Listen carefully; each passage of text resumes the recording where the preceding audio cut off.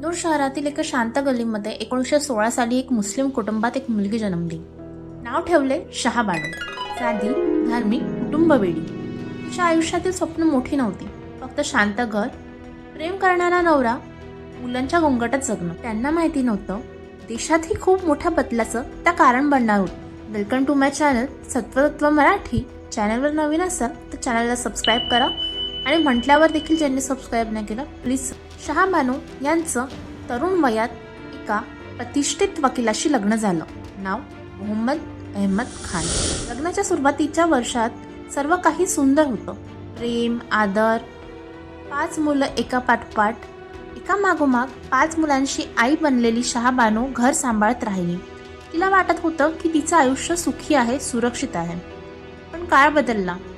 जसं जसं वेळ गेला, मोहम्मद खानच्या आयुष्यात दुसरी एक स्त्री आली.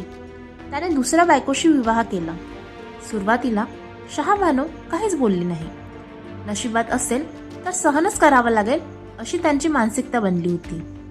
त्यांना वाटलं कदाचित नवरा त्यांना विसरणार नाही, दोघींनाही तो सांभाळेल. पण तसं झालं नाही. हळूहळू तो शहाबानू आणि तिच्या मुलांकडे दुर्लक्ष करू लागला. दुसऱ्या पत्नीबरोबरच वेळ घालवू लागला. पैसे, लक्ष, प्रेम सगळं तिकडे वाहू लागलं. दिवसेंदिवस परिस्थिती बिकट होऊ गेली.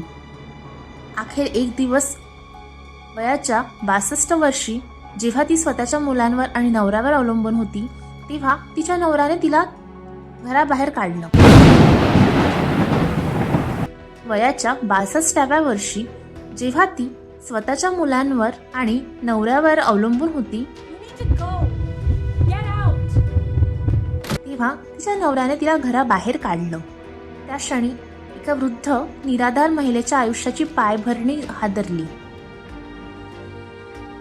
घर नाही, पैसे नाहीत, आधार नाहीत.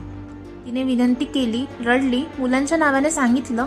पण मोहम्मद खानने थंड आवाजात 3 वेळा शब्द उच्चारले, तलाक, तलाक, तलाक. 3 शब्द आणि 40 वर्षाचं वैवाहिक आयुष्य संपलं.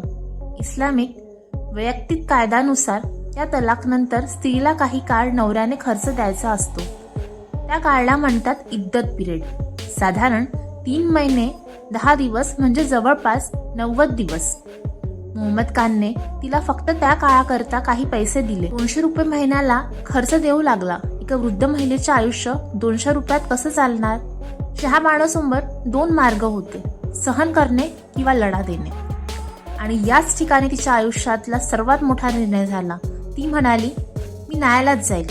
एका 62 वर्षाच्या निराधार स्त्रीने भारताच्या न्यायव्यवस्थेचा डाळ ठोकवलं.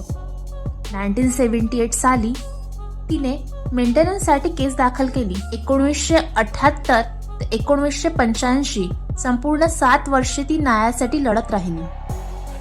तिच्या विरुद्ध फक्त तिचा नवरा नव्हता, धार्मिक गट, समाजाचा दबाव, परंपरा तिला शांत बसवण्याचा प्रयत्न करत होते. सगळं तिच्या विरोधात होते. अनेकांनी तिला सांगितलं, तू धर्माविरुद्ध जात आहेस. मुस्लिम महिलेला इद्दत नंतर खर्च मिळत नाही, बस तू शांत घरी बस. पण शहाबानू थांबली नाही. 1985 मध्ये शेवटी केस भारताच्या सर्वोच्च न्यायालयात पोहोचली आणि तिथे इतिहास रचला गेला. सुप्रीम कोर्टाने स्पष्ट निर्णय दिला, धर्म काहीही असो, कोणत्याही घटस्फोटित महिला जर ती स्वतःला सांभाळू शकत नसेल तर पतीने पोटगी द्यायची. हा निर्णय भारतीय संविधानातील सामान्य न्याय आणि महिला हक्काचा विजय होता. संपूर्ण देशात महिलांनी आनंद व्यक्त केला. पण कथा इथे संपत नाही. सुप्रीम कोर्टाचा निर्णय जाहीर होताच काही मुस्लिम धार्मिक नेते संतापले. त्यांनी आरोप केला की न्यायालयाने धर्मात हस्तक्षेप केला. त्यांनी आंदोलने केले, सरकारवर दबाव टाकला. तेव्हा भारताचे पंतप्रधान होते राजीव गांधी आणि अखेर राजीव गांधी सरकारने एक कायदा पास केला, मुस्लिम वुमेन ऍक्ट 1986. या कायद्यात स्पष्ट करण्यात आलं की तलाकनंतर पतीची जबाबदारी फक्त इद्दत पर्यंत मर्यादित आहे. म्हणजे सुप्रीम कोर्टचा निर्णय रद्द. शहाबानूचा न्याय परत काढून घेतला. आरिफ मोहम्मद खान हे भारताचे केंद्रीय मंत्री आणि प्रगत विचाराचे मुस्लिम नेते होते, काँग्रेसचे. शहाबानू प्रकरणात त्यांनी महिलांच्या हक्कांना पाठिंबा देत सर्वोच्च न्यायालयाच्या निर्णयाचे जोरदार समर्थन केले होते. परंतु राजीव गांधी सरकारने मुस्लिम पर्सनल लॉ बोर्डच्या दबावाखाली निर्णय उलटवत कायदा केला तेव्हा आरिफ खान यांनी तीव्र विरोध केला होता. देशभरात संताप उसळला. अनेकांनी म्हटलं, ही महिलांच्या हक्कांवर अन्याय आहे. कायदा धर्मापेक्षा छोटा आहे का? काँग्रेसवर आरोप झाले की त्यांनी वोट बँक राजकारणासाठी महिलांच्या न्याय बळी दिला. शहाबानोला मिळालेला विजय सरकारने एका कायद्याने हिरावून घेतला आणि इथूनच सुरुवात झाली भारताच्या राजकारणातील नव्या अध्याय. या निर्णयाने देशात हिंदू मुस्लिम तणाव वाढला. अनेक हिंदू संघटनांनी घोषणाबाजी केली, जर मुसलमानसाठी वेगळा कायदा असतील तर हिंदूंसाठी वेगळे हवेत. याच काळात जोर धरला युनिफॉर्म सिव्हिल कोडचा मुद्दा. राम मंदिर आंदोलन. शहाबानो एक साधी शिक्षण नसलेली वृद्ध महिला होती, पण तिच्या एका निर्णयाने भारताच्या न्यायव्यवस्था, राजकारण, धर्म आणि समाज यांचे समीकरण बदलले. ती लढली फक्त स्वतःसाठी नाही, त्या प्रत्येक महिलेसाठी जी अन्याय सहन करत बसते.